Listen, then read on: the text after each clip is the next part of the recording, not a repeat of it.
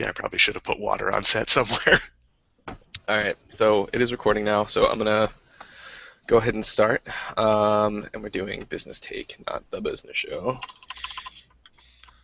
Business take or the business take? The is not capitalized, so you can use the, but I don't think it goes on the business card. Okay, I'm glad you got business cards made up already. I don't even have business cards for my real company. Okay, all right, I'm just gonna kick it off then. Ready? Already? Okay. Welcome to Business Take, where we give you a foolish perspective on the most important news stories of the week. I'm Jason Hellman here with Motley Fool contributor Dan Klein. How you doing, Dan? Jason, how are you? I'm excited to be part of this. Yeah, me too. Let's get rolling. Today we're going to talk about a few topics. First, we're going to talk about the FCC and net neutrality. Moving on to the Donald Sterling LA Clippers debacle, a Barbie movie potentially, and last we're going to close with news from Apple. So let's just get started. You ready? Yeah, so it probably makes sense. Net neutrality is one of those terms we throw around the office in the Facebook group, but it's probably not something that everyone's thinking about. So maybe I'll give a little explainer.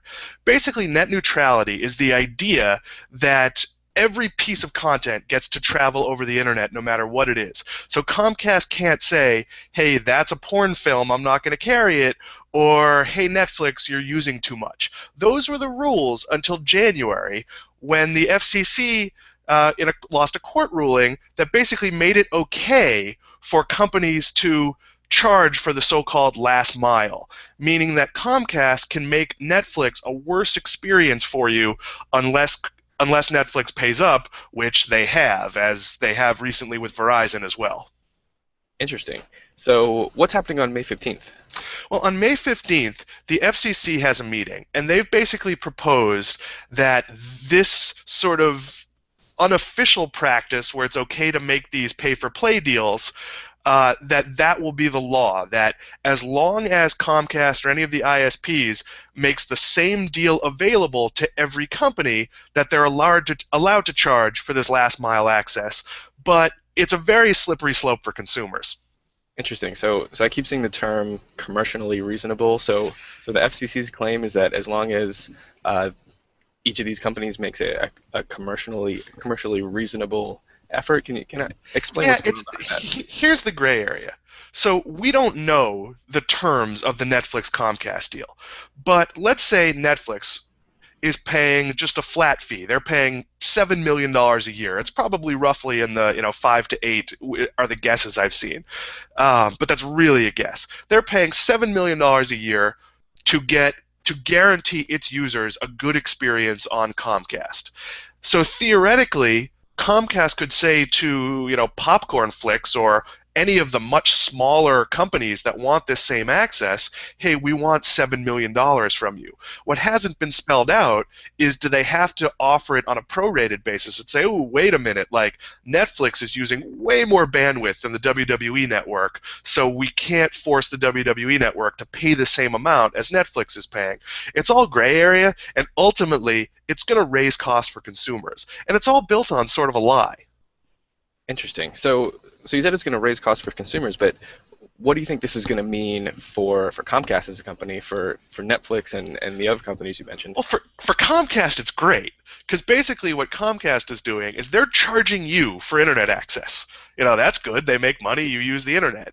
Now they're saying, well, I've got Jason as an internet user, and 700 million other Jasons. So Netflix, if you want good access to these people, you also have to pay me. So you're basically double dipping. You're ransoming your customer base.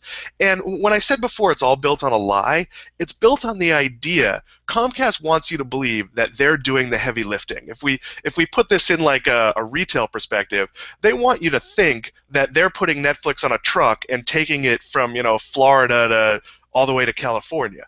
The reality is, most companies pay other companies to do that, but Netflix pays to do it themselves because their traffic is so big.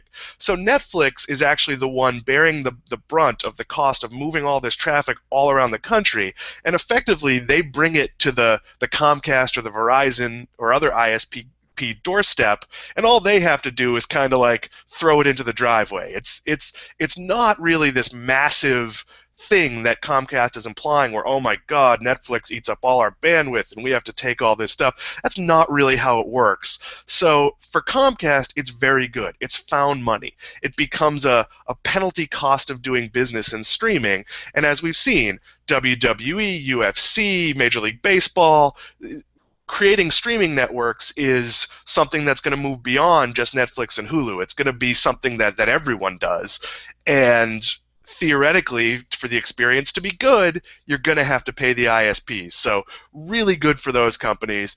And for Netflix, it's a relatively trivial cost of business. To add, maybe it'll cost them $40-50 million a year, which when you're doing the billions they're doing is not that important.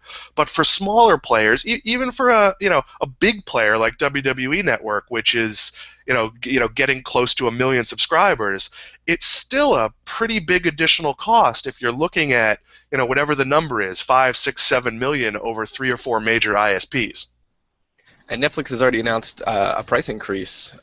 Is this in response to that, or is this something completely unrelated? Well, Netflix has the problem that it has huge content acquisition costs, and they're likely to only get bigger. So everyone thinks of the money they're pouring into Orange is the New Black and Arrested Development and things like that.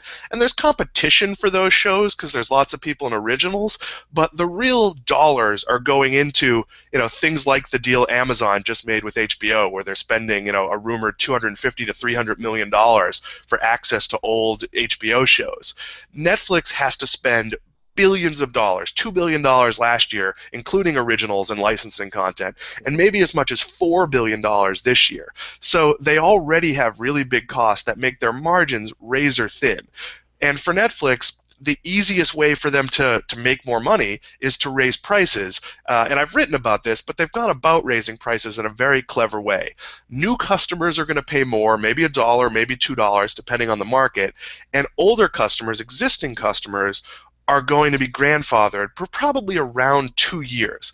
Now, why that's important is not only will those old customers, eventually pay the price increase, and Netflix has enough money to wait it out, but it also stops people from joining, watching a bunch of shows, and canceling their subscription. Because if they know it's going to cost $9.99 a month instead of $7.99 a month, they might just keep going forward. So the price increase should help Netflix, and it may very well be in part because they have razor-thin profit margins, and the cost of doing business with cable companies with these new net neutrality deals are definitely going to force their costs up, and Netflix has been vehemently opposed. They've made 2 deals with Comcast and with Verizon, but they've more or less held their nose and acted like it's very distasteful to them.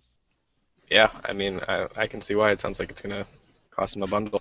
I think anyone would act distasteful, if a rule was always in place and was changed largely to penalize them. Though the far-reaching effects of this are going to be much broader than just Netflix. Well, great. Thanks a lot. So moving on, our next topic, we're going to talk about Donald Sterling. Donald Sterling, he's a prince of a man. Yeah, what a guy. And the LA Clippers. So everybody knows by now. Donald Sterling, owner of the Los Angeles Clippers, made some really awful, distasteful, racist comments that were released by TMZ. As a result, many of his sponsors have begun pulling out. CarMax, State Farm, Kia, Virgin America. The Clippers are losing sponsors by the bucket load. Yesterday, Adam Silver, the NBA commissioner, came out and announced a lifetime ban on Sterling. How do you ban a owner of a team from a league, and what is this going to mean for the Clippers? Can they force Sterling to sell? Well, they can force him to sell, but I think we need to talk about first, the whole thing is not a great it's not a great concept for the idea of free speech. It's not illegal to be a horrible racist jerk. It's stupid, it's wrong, and clearly if you want a basketball team in a league that's heavily minority-based with a large minority fan base, it's the most ridiculous thing you could do. But where do we draw the line? So Donald Sterling said some terribly racist things, and by all accounts, he's a horrible racist, and he's not denying it. He didn't say this wasn't me, or I took some pills beforehand, or do any of the things people usually do when they're caught. He more or less said, yeah, that's me on the tape. But where's the line? So what if there's an NBA owner who's really, really against abortion or religiously isn't in favor of gay rights? Can the NBA, which has the right by a 75% majority of owners to vote you out of the club, can they throw an owner out for that? It's very, very sketchy. But getting to the practicality of the suspension, basically they told him to go home. They can't stop him from owning the team quickly, but they can say you're not allowed in an NBA arena, you're not allowed to manage the team. What they can't stop is probably his wife, and God bless that woman putting up with a husband who has a mistress that doesn't deny it. He can probably put his wife in charge, and I don't know how they can stop him from talking with his wife over dinner or how they would possibly police that. So what Silver did is largely symbolic, and it gets the ball rolling, but that's a ball that the sponsors already set into place. You can't operate an NBA team without all of these ancillary revenues that are coming in, from these huge multi-million-dollar sponsorship deals. So, no one has really totaled what it equals up to, but you're talking just millions of dollars for placement on a court for the season. And if all those things are pulling out, that would have ultimately forced Sterling to sell. So I get what Silver did from a public relations point of view, but I'm not sure it was actually the correct move. Okay.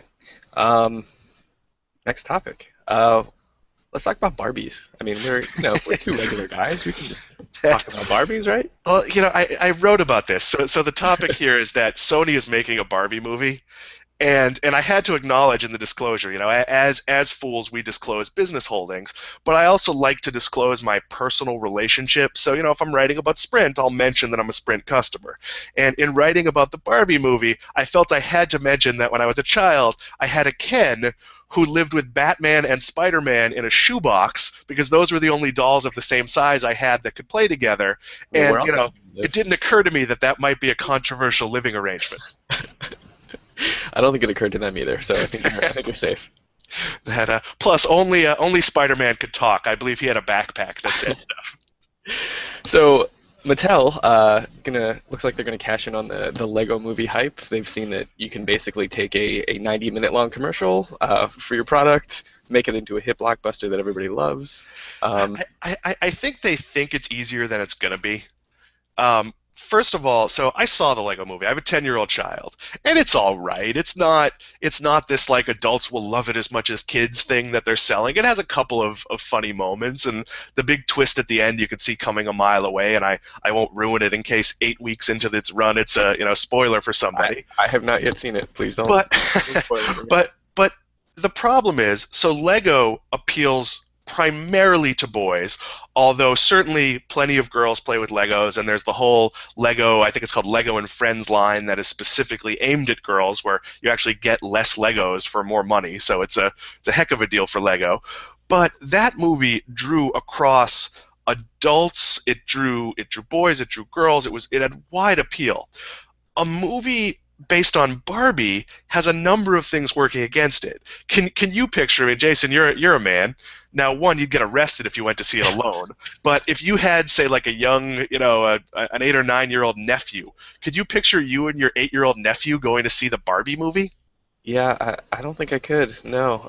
And we didn't even talk about that. It's going to be live action, right? It's going to be live action, and they're going to cast it with unknowns, so that's good. You're not going to get like Dakota Fanning as Barbie. Right, no star power. Yeah, and they're going with an interesting plot twist. So one of the other negatives working against Barbie is parents generally have a positive view of Legos. There are Lego clubs at libraries, toy stores do Lego building events. They're generally thought of as an educational toy.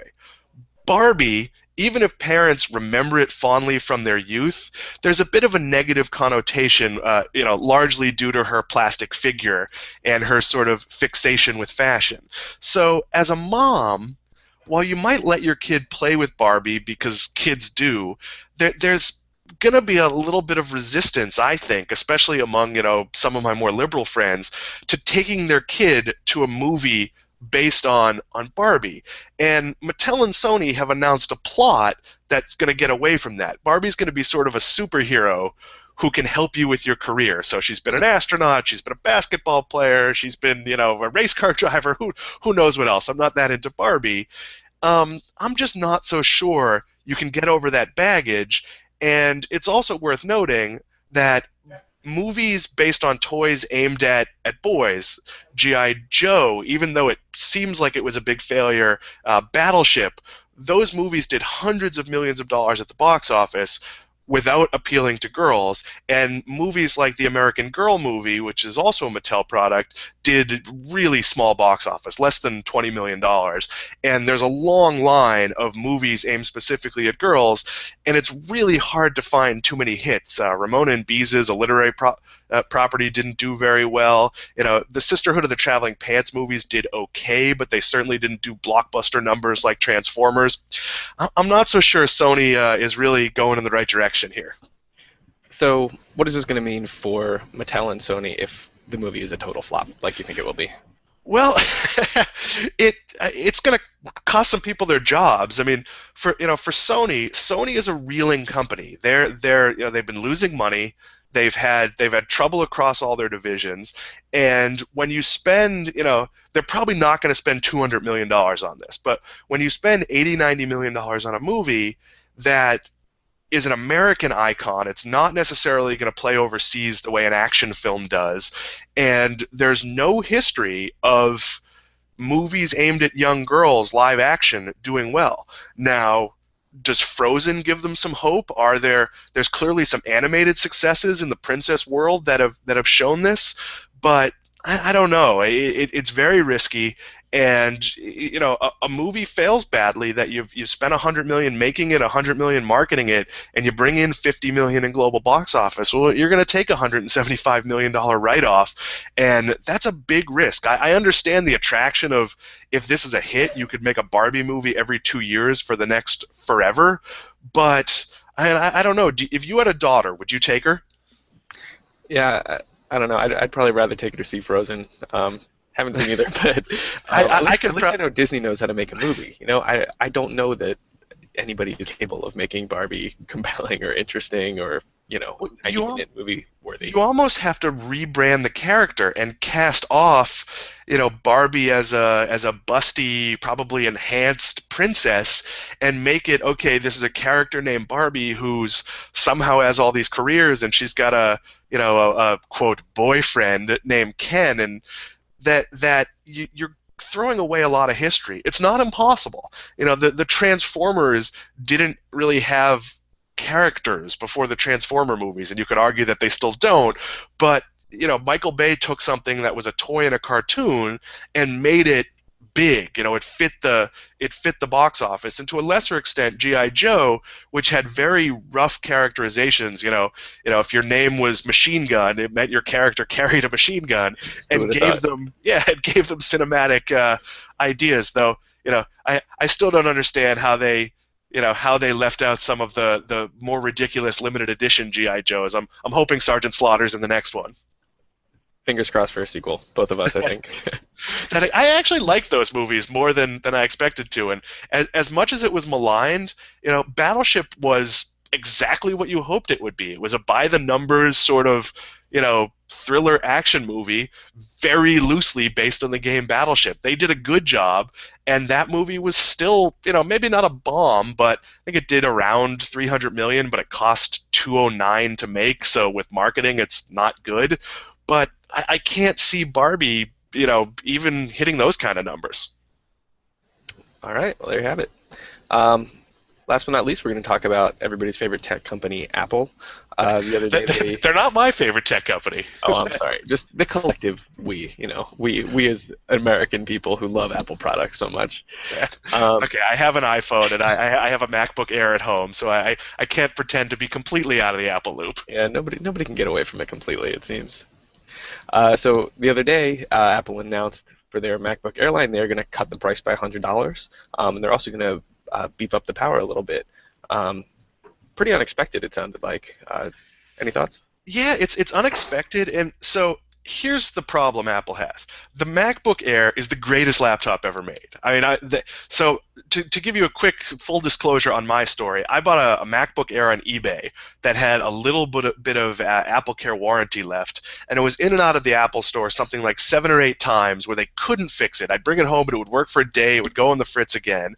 I brought it in for the 8th or 9th time. I'm at the mall getting a coffee, and they call me up and they say, hey, come back in an hour, we're just giving you a new one. So I actually have a top of the line, I guess up until now, MacBook Air, and it's an amazing computer, but I bought it on eBay for $300. I don't know if it's an amazing enough computer, even dropping the price to $899, that it's going to be worth it in a world where you can buy really high quality PC based laptops for $400 or $500. In my company just bought 3 $250 Dell refurbished Windows 8 laptops, and they're not the greatest things in the world, but they're really thin, they're relatively powerful, and I don't know that it's worth spending an extra $500. So it almost feels like Apple's not going to sell many more MacBooks, but they're giving the people who are buying them a price break, which I guess is good for them, but I'm not sure of the business logic here. But hasn't that really been the argument against Apple, since 2003, that they mark up prices, that you're getting kind of the same computing power for more money, but people still love the ecosystem that it brings. People have iPhones, they want that kind of seamless integration between their phone, their tablet, and their computer. And I wonder though, because I mean, how many people do you know that have an iPhone, an iPad, maybe even Apple TV, but they use a PC because it's cheaper? I don't know if dropping this is enough to make a person, when they're trading in their laptop, to go, geesh, it would work a lot better. And when you're pricing it out and you've got the HP and the Dell sitting next to the MacBook Air, everybody's laptops have gotten closer to how cool the MacBook Air looks. So if you're looking at $600 for a faster PC with better specs versus the amazing coolness and thin, paper light MacBook Air, it might be a deciding factor for some people, but I don't know. I think almost Apple's fighting against itself, because you could buy sort of a high-end $599 iPad, add some accessories to it, and which you probably already own, a keyboard, a wireless mouse, and all of a sudden you essentially have a Mac laptop, and maybe you've spent $650, $700. So this is getting closer to that, but it almost feels like they need a $599 MacBook Air, or they should have kept this at $999, because they'll sell almost as many. So what do you think is the rationale behind dropping the price by $100? Are they feeling pressure from some of these other laptop makers? I think maybe they are. It's protecting market share. It's seeing that maybe in general people are deciding to forego laptops for tablets. So if you're Apple, would you rather sell someone an iPad for $599 or a MacBook Air for $899? I don't know the breakdown, but there's not a lot of profit in the iPad. They probably do a little bit better in the MacBook. You probably also buy more expensive, quote, apps or programs. You're more likely to buy, photo editing software, and they throw in their fake Office suite now, so you don't have to pay for that anymore. I mean, I'm sure they can track out the numbers and know that, yeah, they'll sell 500,000 more and those people spend X amount, but it just seems to me that $100 price play, when you're already at the top of the market for what you're offering, it doesn't bring it down enough. But I'm not entirely sure, so I might not be right on this one. Okay, well, I think that's all we have this week. Thanks so much for talking to me, Dan. It's been a lot of fun. No, thanks for doing it. Okay, this is Business Take. I'm Jason Hellman, and we'll see you next week.